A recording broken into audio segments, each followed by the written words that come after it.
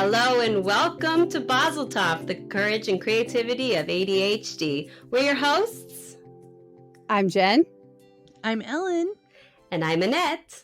And today we're going to talk about substances and how that relates to ADHD and where it can be abusive, where it can sometimes help, sometimes hurt. And we're going to dive into this discussion right now. So I went about this topic because I personally struggle with I wouldn't say it's substance abuse, but it's on the borderline.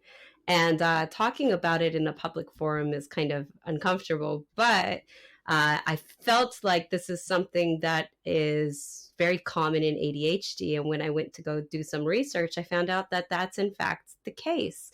And people with ADHD are 5 to 10 times more likely than people who are neurotypical to create substance use disorders. And that statistic was shocking to me. Wow. So I went ahead and I jumped on the ADHD women subreddit and I asked the group, tell me, does anybody want to share what substances are you addicted to? How did that present? How do you think that ADHD, conflicted with that or, made it worse? And then what treatments or therapies are you using to help yourself get out of that if you are? And it was really enlightening. And so first off, we're going to talk about our own personal struggles. And so we're going to start with Jen because Jen has the least amount of struggles of the three of us. And so yeah. Jen, tell us about any substances you might use and how does that impact your life? Okay, so first of all, I have to say that I feel almost left out on this one because not only is it an ADHD thing to have substance issues, but damn it, it's a writer's thing too. I'm supposed to be an artist, God damn it. I am supposed to be jaded and black at the heart, and I'm supposed to drink myself into an early death, but I cannot because I really don't like the way it feels. So, just left out of this game. But in all seriousness, I use marijuana products to go to sleep. In a previous episode, we revealed that I do this also for sexual reasons to help keep me focused in the moment. And also, I kind of think it might have to do with some past trauma that has to do with that as well. So, I don't know exactly where the line is, though, like how much would I have to use it for it to be considered abuse and all of this. So, and I really didn't even think about that until Annette was like, hey, why don't we do a show on that? And I was like, oh, what am I even going to say? And so, I use that, but I haven't been a habitual nicotine user or a habitual alcohol user or, any other fun recreational drugs that people talk about that sound pretty amazing actually, but I've just never done them. How often do you use marijuana? Nightly. Okay. Do you feel like you can't function without it? If by function you mean go to sleep, then yeah-ish. I mean, it depends on how tired I am. Like there have been nights when I've skipped out on it because I felt completely exhausted, and I was like, maybe I just don't think I need it this time. But most nights, probably like 95% of nights, I've struggled with like long-term insomnia. And a lot of products like over-the-counter sleep aids will make me feel so tired the next day that I can't function after I've taken them. So including certain doses of melatonin. So like I seem to be just really sensitive to stuff, and marijuana products don't have that lingering next day effect. Right. So you're using it for medicinal purposes, basically. Have you ever felt that you're using too much or had any guilt or shame attached to your usage of marijuana? There was a time when I was in an abusive relationship where I was using it at nighttime to go to sleep, but also sometimes in the daytime just to feel any kind of happiness or joy at all. I was in a really, really deep, dark spot. And like, it just didn't seem like I could feel happy unless I was just not even present on this planet. Like if I was so high that I was like, I don't care about a goddamn thing. So sometimes I would blow off steam and like try to escape by doing that. And that's when I started thinking maybe this is not a healthy thing, but I wasn't totally sure about it considering the scenario and why it was being used. But I also had no problem stopping it once I was out of that situation either. So Yeah. I don't know. That one's really on the line. Go. You did join the ADHD substance problems. Yes. Like you were a member of the group. If only for a few years. Yeah, but I think you hit on a really important point that when you're unhappy or like when something is stressing you or bothering you, it's really easy to run to a substance that makes your mind quiet for a minute. Yeah. Yeah, And especially when you happen to be blessed with the combination of ADHD and complex PTSD, and you just cannot stop the intrusive thoughts and the memories and stuff like that. And it just like sometimes you need it to stop. You just need it to get off your back in general. So, I wasn't shy about using it for that, but excuse me, my goodness, once I didn't need it anymore, it just kind of, I was like, well, whatever, easy come, easy go. Yeah. How about you, Ellen? Yeah. So I'm also a cannabis user. I would say, nightly pretty much. But to like answer one of those questions, I don't feel like I need it. I don't need it to sleep. In fact, for me, it kind of has an opposite effect. It kind of, especially depending on the strain, but it sort of helps me focus and think more. And so if I need to get some chores done, it's a lot easier to wash dishes when I've got a nice buzz. Yeah. Or it just, it does help kind of, I guess, relax also, but, just kind of enjoy myself. So, I've got that going on. But I would say, what something I got into about probably about a year ago actually was nicotine, and I've never been a cigarette smoker, but so when I was working at a bakery, I was having trouble staying on top of my task list. I wasn't able to get everything done in time because I couldn't stay focused and couldn't prioritize and all the other problems that we have. But I had been listening to a psychology podcast. I can't remember which one, but they had a doctor on there talking about nicotine and how nicotine can actually act like a nootropic, which is like a cognitive enhancing drug, I guess basically is what that means. And so I was like, oh, how interesting, and he would explain that when he'd go to a boring seminar or meeting, he would pop in a piece of nicotine gum, just a low dose, like 2 milligrams, and it would help him stay focused. And so I was like, wow, I've seen that in stores before. Maybe I'll just give it a try. Why not? And here's the thing. It fucking worked. It really did. Yeah, I was telling you earlier too that I have a friend who has ADHD and like she just is popping Nicorette all day and it helps her focus. And exactly. Yeah. So it really does help me focus on a task and get that done.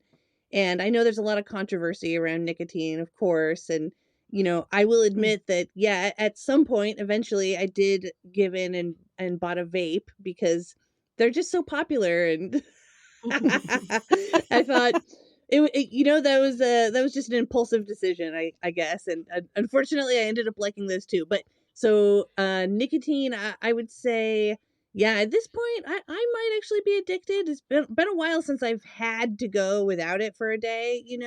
Like I probably should test myself at some point, but I have a problem? Yeah. So I'm not saying this is a recommendation for people listening to try nicotine, because it is an addictive substance, but it's interesting, do your research. There's a lot of new research on it showing that in low doses it may actually help your brain a little bit. So I Yeah. thought that was interesting. Yeah, so Yeah, that's I've seen basically some of those studies too. So, I mean, if you have any questions, if you have a therapist, you can also ask your therapist what their opinion or views on that is. right. Well, I mean, I feel like if anyone went to their doctor and was like, "Should I try nicotine?" They'd be like, "Fuck no," so I could, Possibly, yeah. I yeah. could be wrong, but I think the most of the problem with nicotine will come from the smoke inhalation of it. Like, Mhm. there are negative health effects for nicotine, but if I could be wrong, but I Yeah, feel yeah. like that's kind of, it's safer to chew it than to smoke it. I Oh, kind of, makes sense to me. Yeah, putting anything in your lungs besides air is probably not a great idea. So, I actually right. have a weird insight on this one. I oh, don't do nicotine products at all, but I have a ton of family members who do, because one whole side of my family, with only a couple of exceptions, are ADHD people. It's a very strong trait in our family. So, um I actually was speaking to a relative of mine who had to quit. She, has COPD, and she just made the decision to stop cold turkey and do the gum instead. And she talked to her doctor about it. Like, how much should I do? What would be like? Will it cause me gum cancer or something like that? And he said, no, it's all of the cancerous aspects of nicotine use are associated with smokable items. So, like, when you chew it, nicotine itself does not cause cancer, is what my understanding was, but I'm not totally sure. I think it's like the tars and all of the other stuff, the Well, additives. chewing tobacco can cause mouth Right, cancer. but chewing tobacco also It's in has higher additives. doses. Yeah, and it's in higher Yeah. doses than the gum So is. don't So, quote me on that, because obviously I'm yeah. not a doctor, and I'm hearing this information None of us. secondhand from somebody who is also not a doctor. So it's like, that much farther removed. So definitely ask a medical professional before you try this. yes.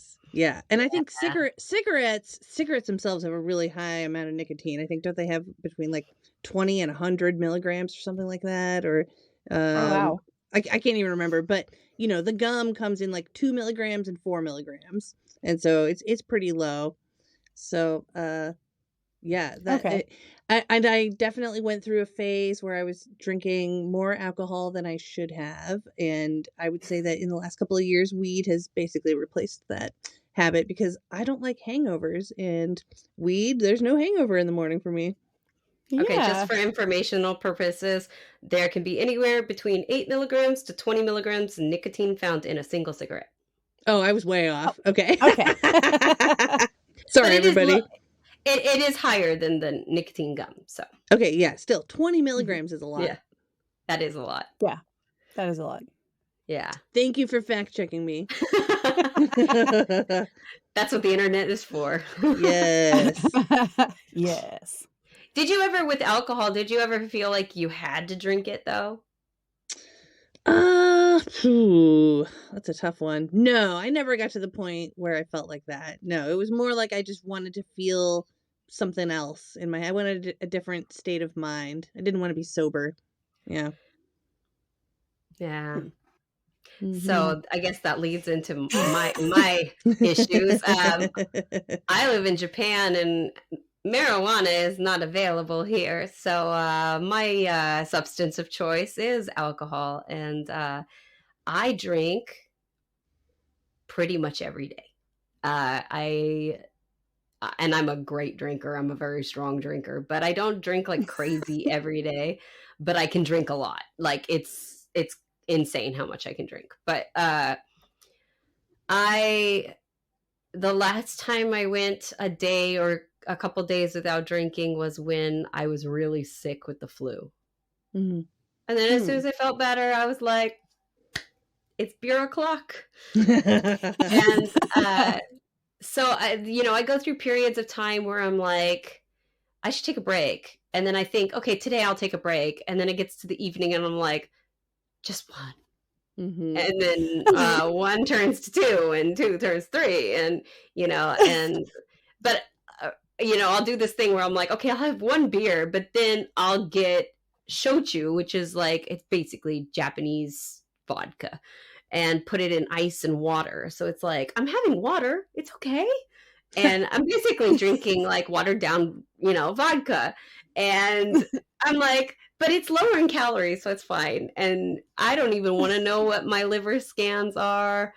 But I do feel like I have to drink to just shut my brain up at the end of the day. Cause it's like, I'm constantly just like, there's so much, there's like this coming in and then this coming in, and then I got to do this. And then I got off track here and I got to come back. It's like, if I drink, I could just sit there and go, and mindlessly, just sit there and kind of be in the moment, which I can't be anytime else. And so I can't get myself to go to sleep if I don't have it. And so recently I have a 2 rule, 2 and done. So I have a beer, 1 glass of shochu, like 1 cup of shochu, and then I'm like, okay, done. Because by then I'm feeling the effects of it. And it's like, you don't need to keep going, but it's like, it just becomes like a sensory thing for me. Drinking anything is a sensory issue. So it's like, once I start, it's like, it's just, it increases the dopamine reaction, because it's like that, just even drinking. And so I found if I switch it out with like carbonated water, or just plain water, I'm still sitting there drinking, watching my show, and getting my chill on at the end of the night, but I'm not overdoing it. Because when I overdo it, I'm exhausted the next morning. And you guys know I work like an insane person. And so when I'm exhausted, then that increases my stress and it increases my anxiety. And then I feel like I need the alcohol at the end of the day even more. And it's like, oh man, it's this endless cycle. And so I had to put these like guardrails up for myself, because I don't know how I could do it without having some kind of medicine or something, because I don't know how to relax. So I have a question. Do you just drink at the end of the day, or do you ever find yourself drinking in the middle of the day or in the morning or anything, just to kind of, I don't know, get a break? I never drink in the morning. If I have a day off, sometimes I'll drink from, in the afternoon. Oh yeah. But not like from the afternoon to the evening. I mean, I'll have a beer and I'll be like, yay. And then I'll go through some more of my day, and then it's nighttime and I pop another beer. And there's nothing better to me than that, like, psh, sound. At the end of the day, it's just like heaven. It's bliss. That's a dopamine hit right there. Just cracking it open. Just that sound is like, and then that first drink of ice cold beer is like, yes, it's magic. It is magical. Yeah. Well, I mean, because I feel like most people that are functioning alcoholics, or whatever you want to call it, I feel like most of them probably drink during the day too, I would imagine, not just a nighttime thing. I'm just trying to make you feel better, I think. Well, I do have guardrails up, so I'm trying not to overdo it. But I mean, the thing that has got me kind of, I looked up a couple months ago, I looked up the statistics on drinking, and it's like the amount you should drink for a woman is like no more than 3 glasses a week to have like very low risks of heart disease and cancer. And I was like, I drink like triple that. I drink 2 a day, man. Like, and so it's like, oh God, like, and I have 9-year-old kids, and it's like, and my husband is a heavy drinker. He's not an alcoholic. Like, he doesn't drink from the morning or anything, but he is also a heavy drinker. And it's like, it got me thinking, it's like, what's going to happen if, we get sick or something. And so I started getting a little concerned about that. And it's like, but I'm kind of at a loss. I just don't know what to do, because that's my that's my thing. That's my like go-to. And I don't know how to replace that or what to do. And so that's where maybe from what even Reddit said, you know, a lot of the majority of my responses were like weed, weed, weed.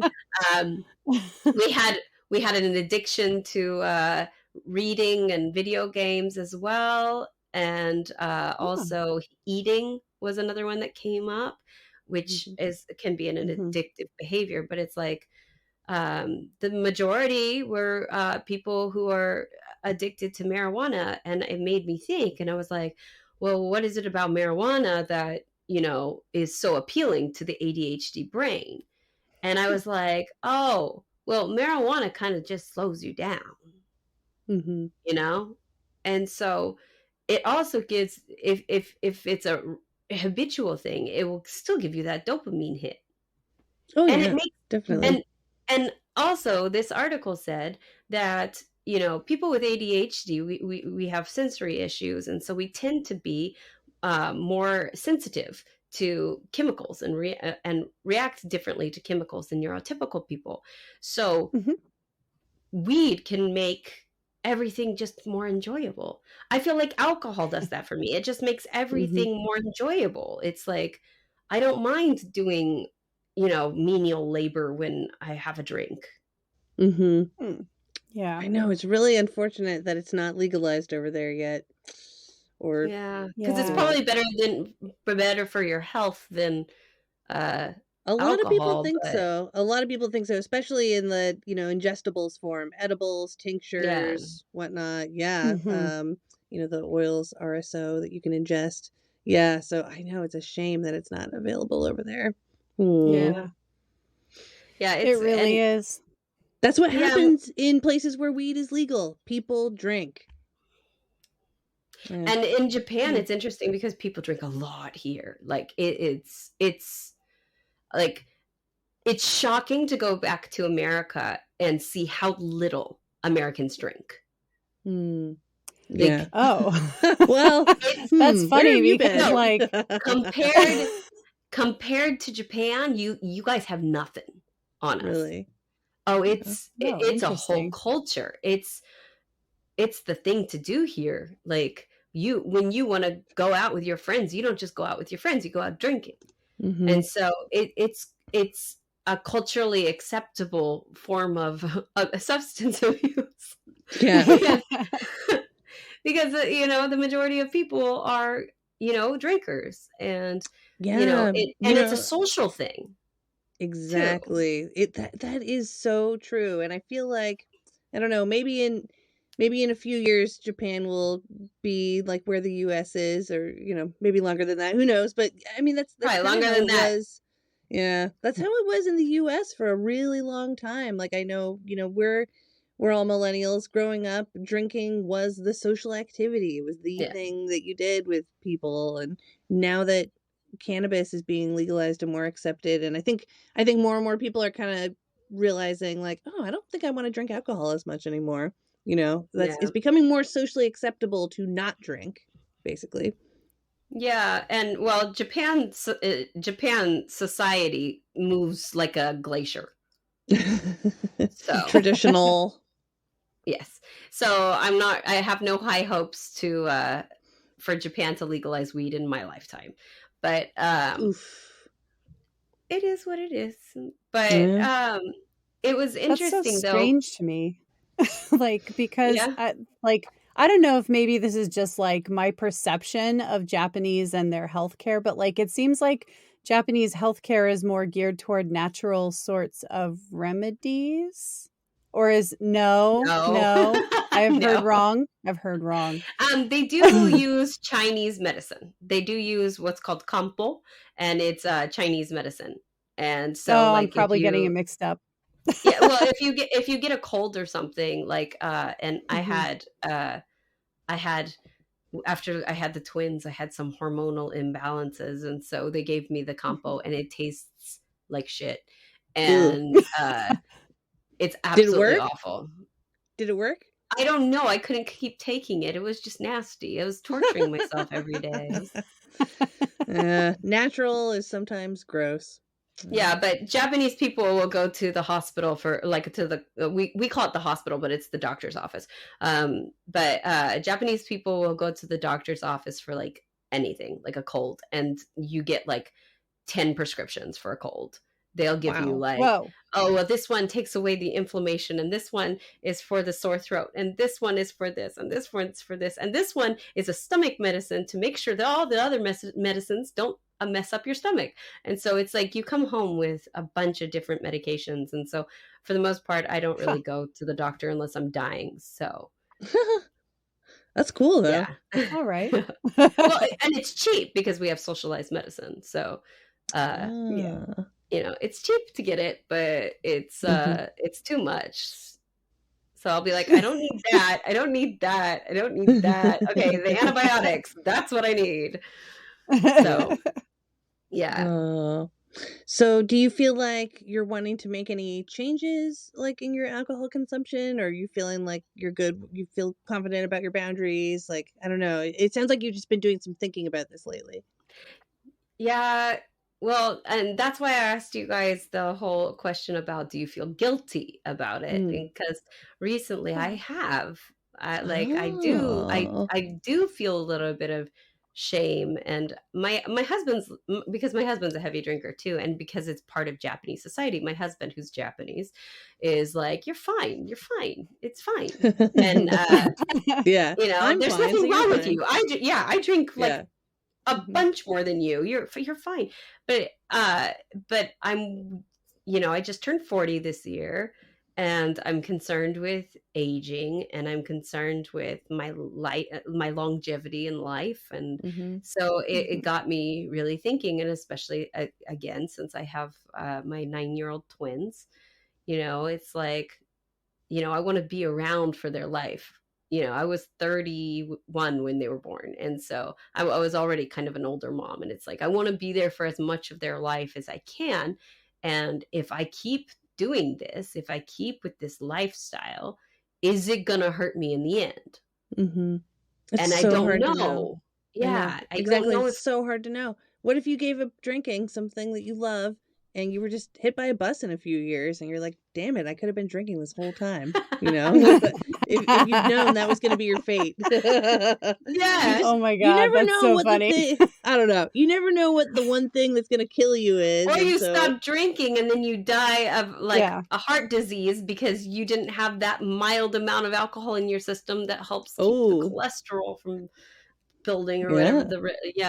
Oh my gosh. I don't know.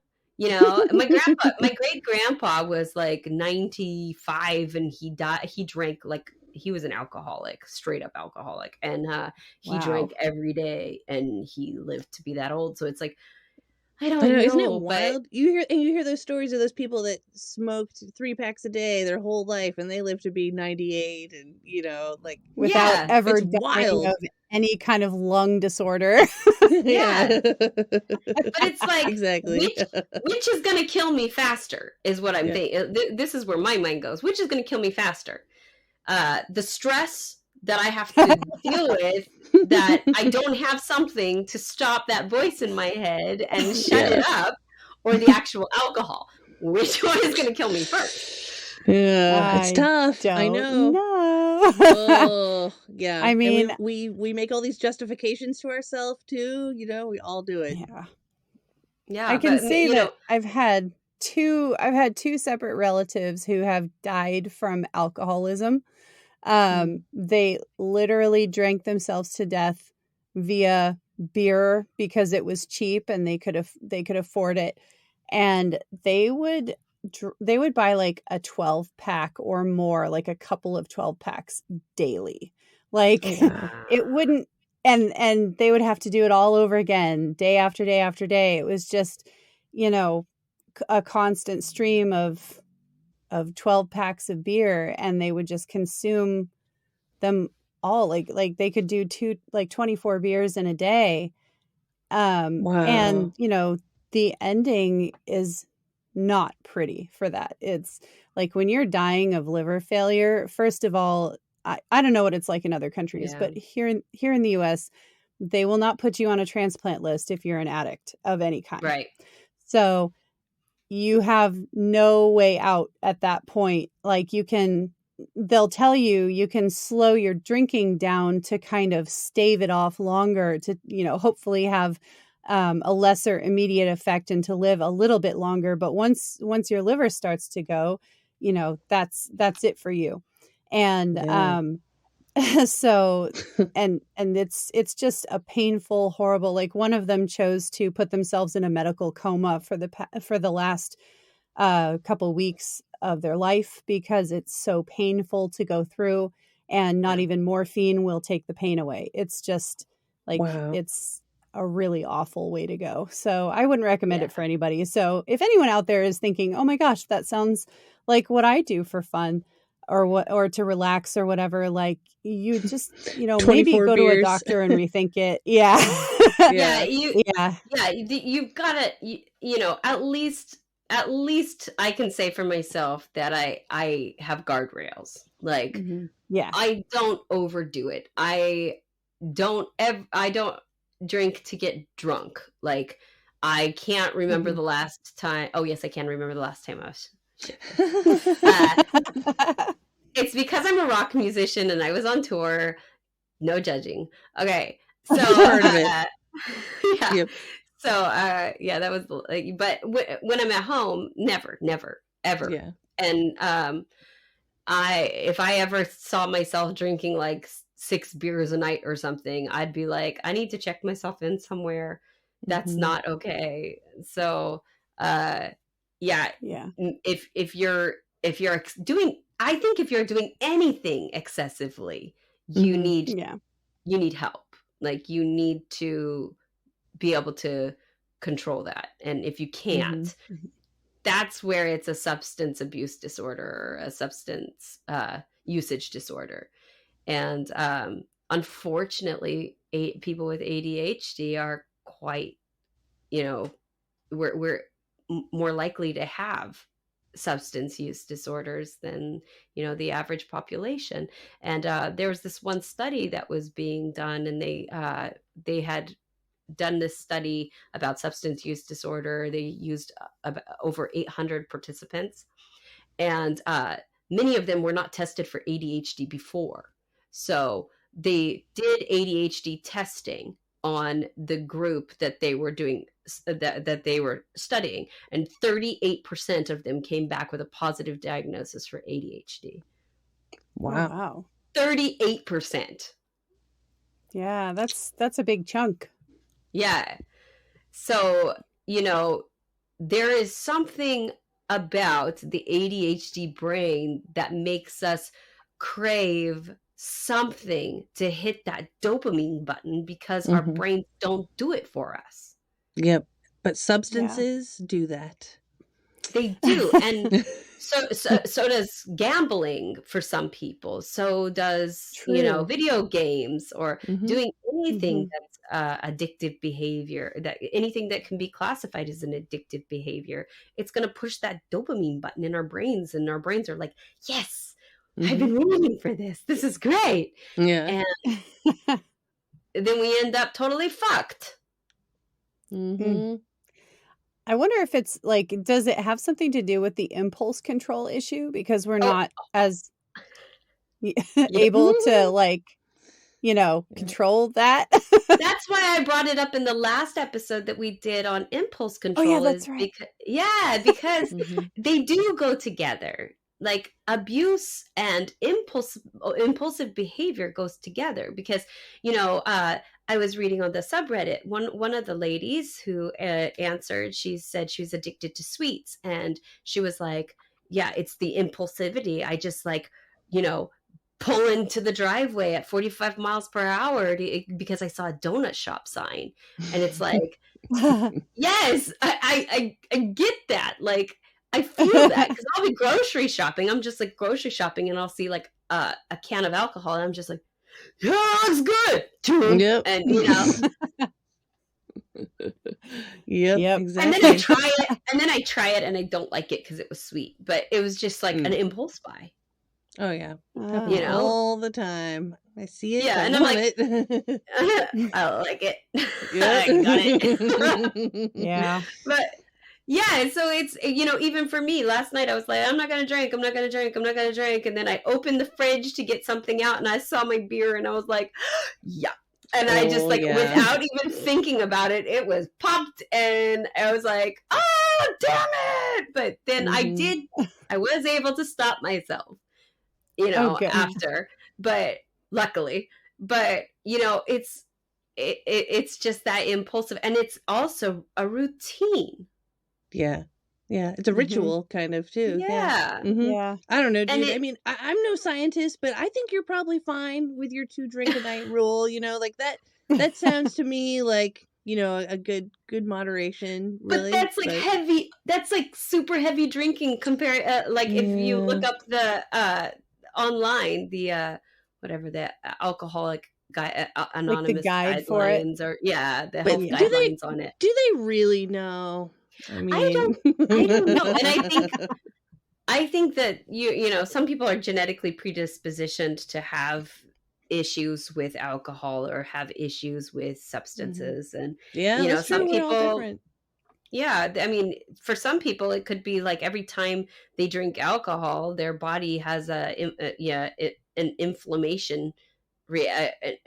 inflammatory reaction that's stronger than what normally is, and it's causing the body to basically break down inside, and because they have this one gene or something, but I don't know, and I don't know if I have that. Yeah. Also, the I think shitty I have thing that is, because really? when I drink, I get like heat rash, just Yeah. random heat rash. And it's funny because like at first, it's not even as soon as it hits my tongue or anything. So it's not like the substance itself is, an allergy that's on, like, it's not a skin thing. I have to ingest it and then wait until it starts being broken down. And I can tell when I'm starting to metabolize it because I'll instantly start to get a partial headache, like just a low grade headache and heat rash on my chest, neck, sometimes my arms, sometimes like a lot of times my face. And You get a stuffy I'll look like I'm nose? really, Do you get a a stuffy nose? That, maybe I should try try again Or and not? try to figure that out. I don't think so. I see that's the problem with me is sometimes I ignore certain kinds of discomfort and pain, and I'm really good at it. So like I've walked around on broken toes all day before realizing I had a broken toe kind of thing. Like so yeah, I know. I'm that odd. sounds like inflammation. It sounds like inflammation that is Yeah. happening to you. Yeah, for Yeah, sure. so I don't Yeah. process it right. Yeah. Well, okay. Also, the shitty thing about alcohol is that it doesn't really have any like redeeming qualities, unfortunately. Like Except that it makes I you mean, happy. yeah. I mean, didn't they find out like red wine's really not as great as people thought it was? I thought I read that recently. So Yeah. Well, yeah, I they mean, used to think it but I was mean, better it's than white wine, and it right. turns Yeah. out they're both about the same. Well, Yeah. all Just alcohol is the same, actually. yeah. Yeah. Yeah. Yeah. It just sounds like there's not really any like good things for you A from little bit of alcohol. alcohol can reduce your risk of heart disease. Oh, okay. A little bit. A little bit, yeah.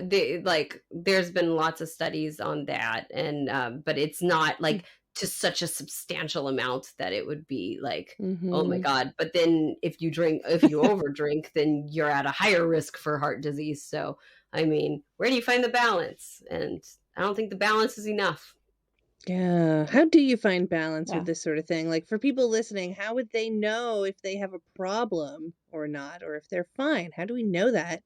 Is it because we feel guilty, or I guess we just need to be accountable with each other? I think if it's interrupting your daily life, if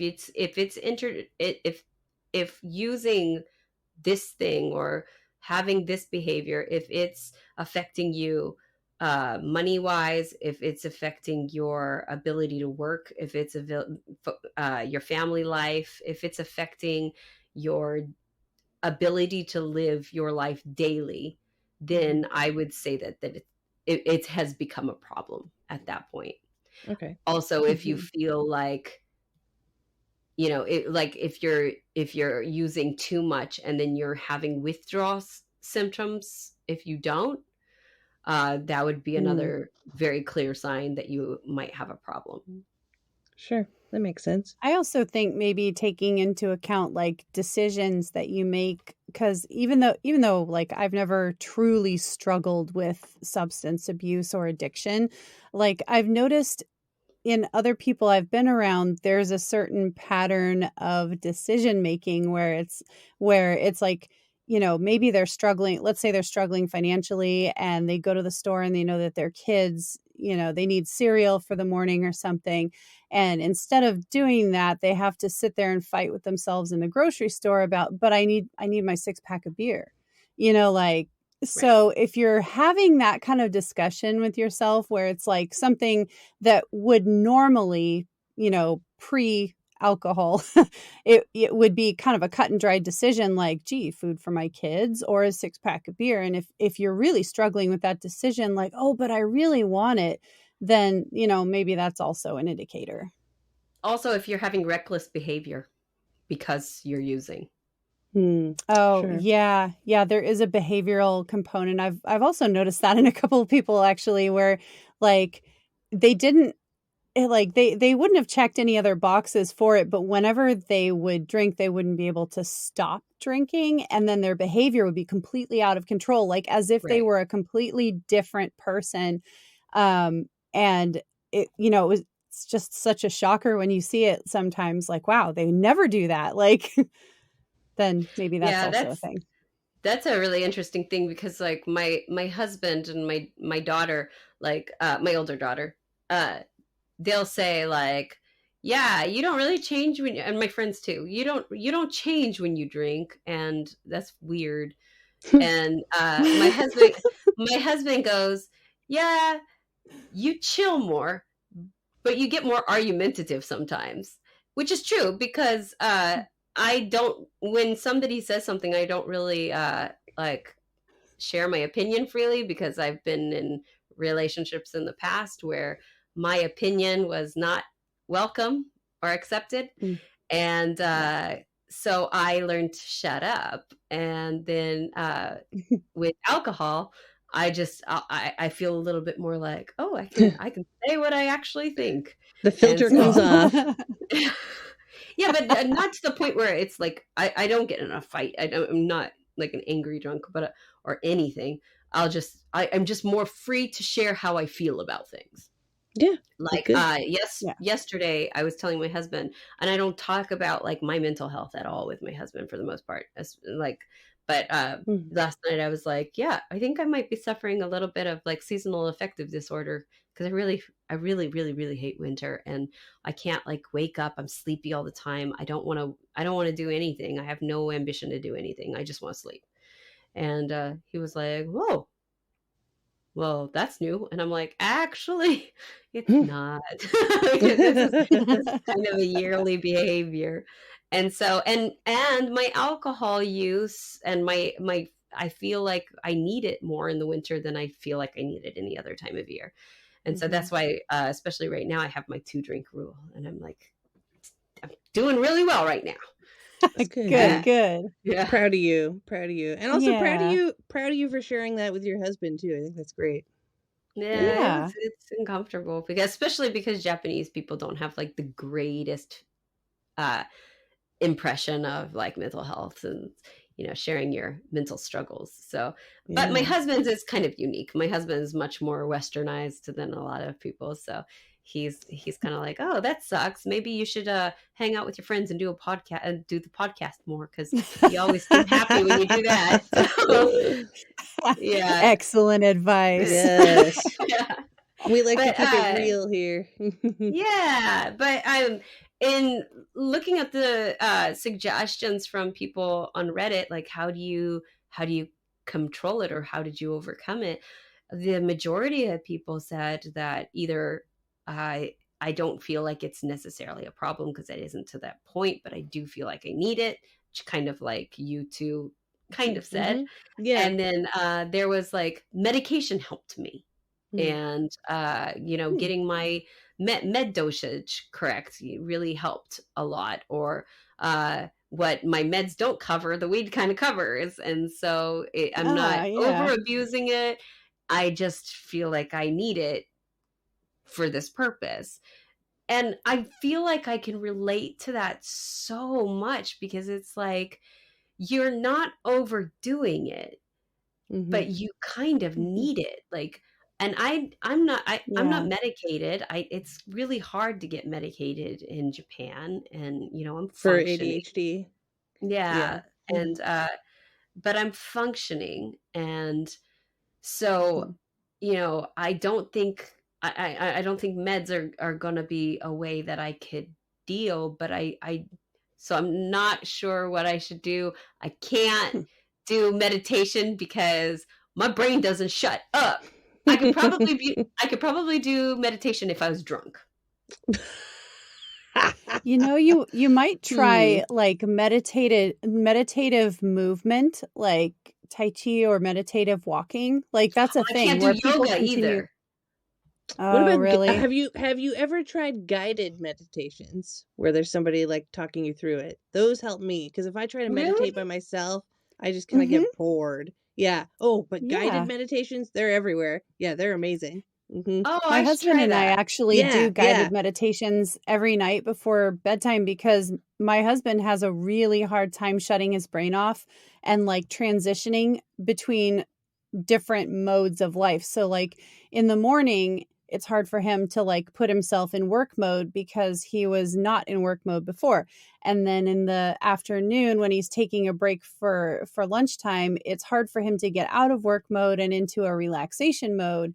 And the same thing after he gets done too. It's like really hard for him to switch it up.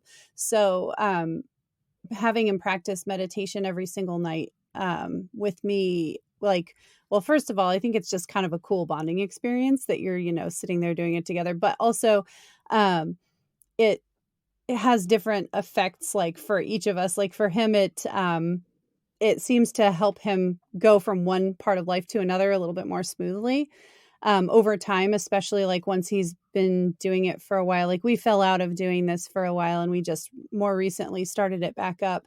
And for me, it helps me kind of maintain a focus for longer because I'm one of those people who, the meds don't cover all of the symptoms. So Yeah. I have to find creative ways to deal with the rest of them. And guided meditations really do help, even How though does it's it hard to help shut you it off, shut off ADHD your brain.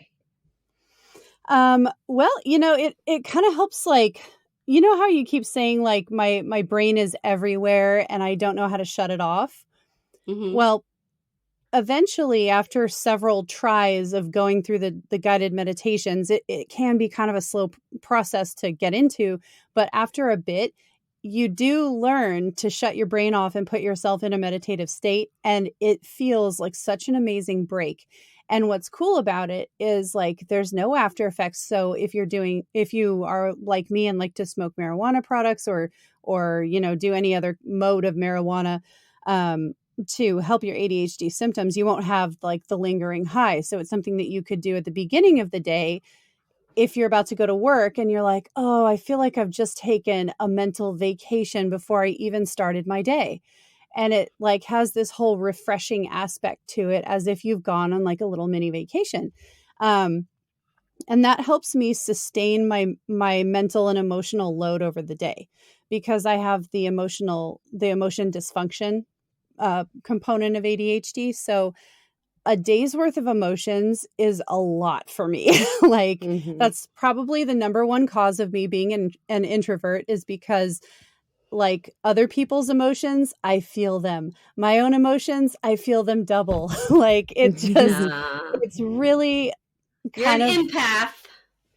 yeah, it kind of stinks because, all of it comes across so strongly and I had to learn how to mask that so that I look like a normal human being and I'm not crying every day, every 10 minutes, like, or whatever, because it's just so much, it's too intense.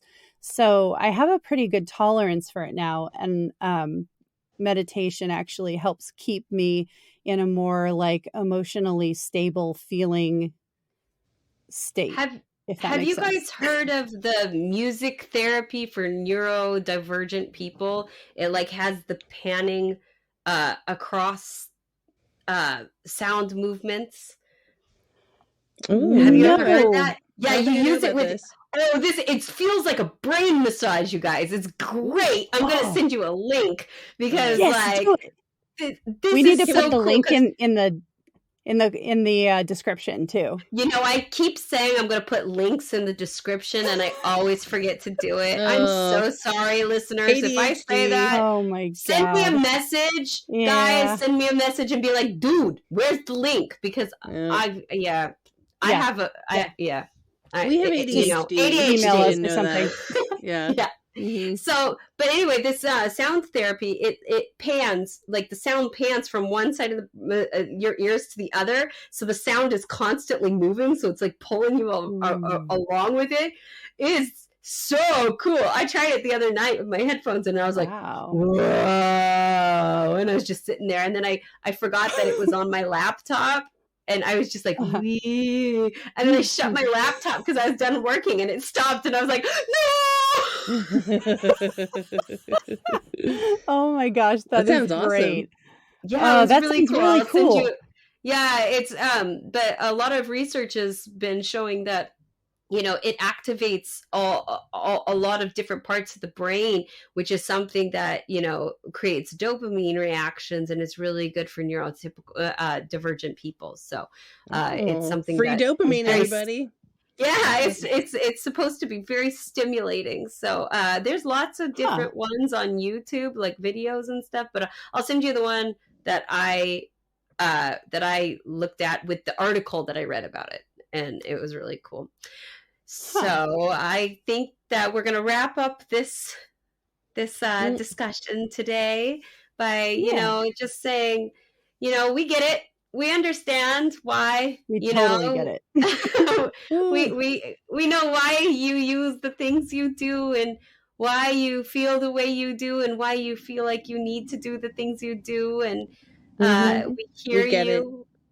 Yeah, we struggle too. And, you know, at least in some of this discussion, there was, you know, some really good points about some things that could possibly help so that it doesn't become an addictive behavior or get out of control. And that's kind of what we really want to push here is using substances is not bad in and of itself. It's the lack of control that where it can become an issue.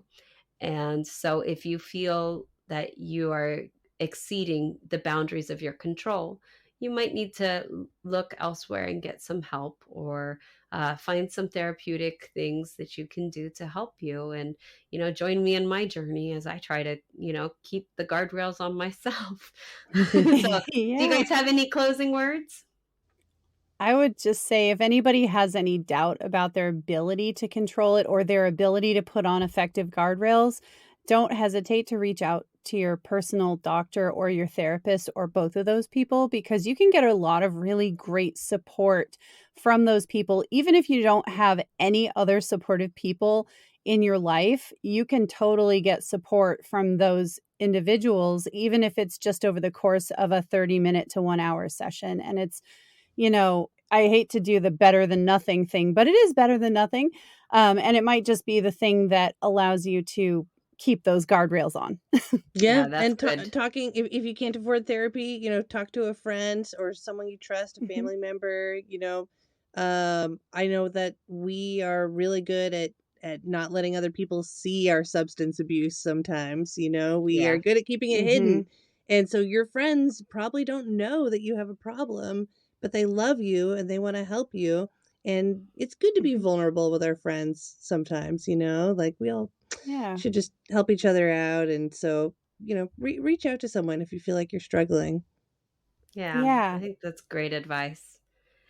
Well, thanks everybody for joining us today for Basel Tov, the courage and creativity of ADHD. Yeah, and until next time, we'll see you next week with a brand new episode. And until then, Basel Tov! Basel Tov! Bye, ladies. Bye. Mwah.